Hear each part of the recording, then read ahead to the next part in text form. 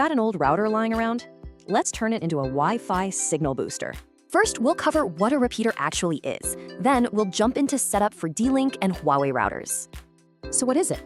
It just grabs your existing Wi-Fi signal and rebroadcasts it, pushing it further out.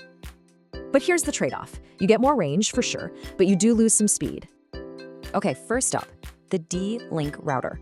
This whole process is actually pretty straightforward. First things first, plug it in.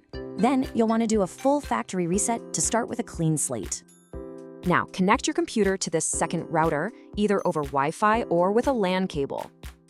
Okay, once you're connected, open up a web browser and punch in this IP address to access its settings. It's going to ask you to log in. The username is just admin, and check the sticker for the password.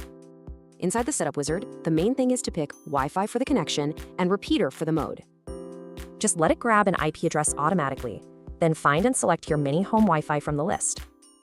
And that's it. Your new network is ready. It'll just be your old network name with _EXT added on. All right, let's tackle the Huawei router now. The process is super similar, but with one important catch. You know the drill. Plug it in and then hold down that reset button for a fresh start. And here's that catch I mentioned. Do not plug anything into the WAN port. Just leave it empty. After you're connected to its Wi-Fi, open your browser and head to this IP address to start the setup.